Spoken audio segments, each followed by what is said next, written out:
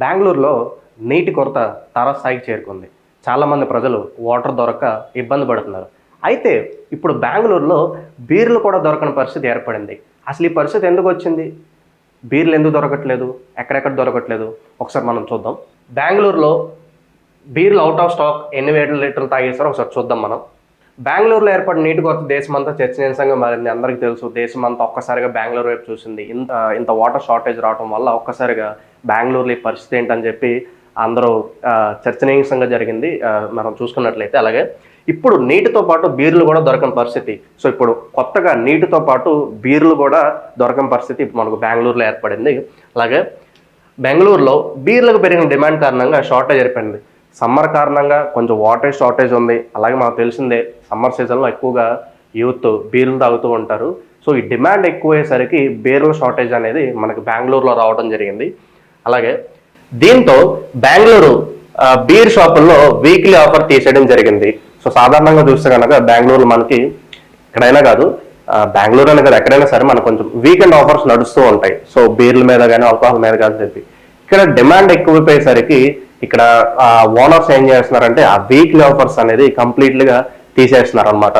అలాగే వీకెండ్లో ప్రజలు ఎక్కువగా పబ్లు బార్లకు వెళ్తూ ఉంటారు. తెలిసిందే, కొంచెం రిలాక్స్ అవడానికి మనం పబ్లకు కానీ బార్లకు కానీ వెళ్తూ ఉంటాము. ఇతర రోజులతో పోలిస్తే వీకెండ్స్లో బీర్లకు డిమాండ్ కాస్త ఎక్కువగానే ఉంటుంది. వీకెండ్స్లో ఇతర రోజులతో కంపేర్ చేసుకున్నట్లయితే కనుక. అలాగే సాధారణంగా బార్ యజమానులు by one get one offer ఇస్తూ ఉంటారు. తరచుగా చూస్తూ ఉంటాం మనం, by one get one offer నడుస్తూ ఉంటుంది బార్లో మనకి. అలాగే డిమాండ్ పెరగడంతో ఈ ఆఫర్లను తొలగించాల్సిన పరిస్థితి. డిమాండ్ ఎక్కువైపోయింది, ఎక్కడ చూసినా మనకి అవుట్ ఆఫ్ స్టాక్ నడుస్తుంది. దాంతో ఈ ఆఫర్ అనేది కంప్లీట్గా మనకి రద్దు చేయడం అనేది జరిగింది. అలాగే ప్రతి సంవత్సరం తాము ఫ్రూట్ బీర్లను తయారు చేస్తామని, మ్యాంగో పైనాపిల్స్ ఎక్కువగా వాడతామని చెప్పారు. సో ఫ్రూట్ బీర్స్ కూడా ఎక్కువ డిమాండ్ ఉంటుంది. సో ఫ్రూట్ బీర్స్ కంప్లీట్గా మనకి మ్యాంగో తోటి పైనాపిల్ తోటి వీళ్ళు తయారు చేస్తూ ఉంటారు.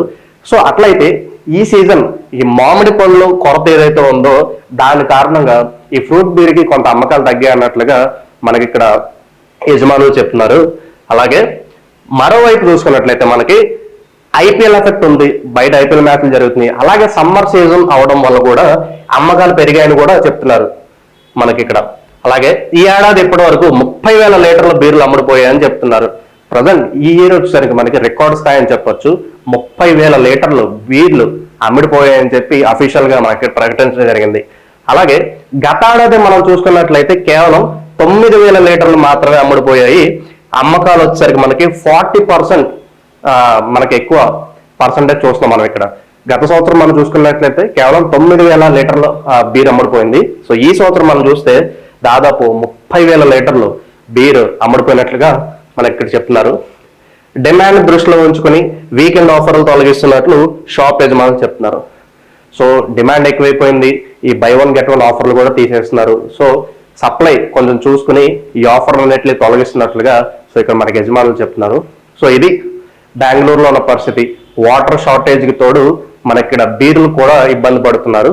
సో మీరేమనుకుంటున్నారు? So next Bengaluru situation next year మనకు హైదరాబాద్లో కూడా ఇంచుమించు వస్తుందని చెప్పి చాలా మంది చెప్తున్నారు. సో మీ ఒపీనియన్ ఏంటి? కింద మా కామెంట్స్లో తెలపండి.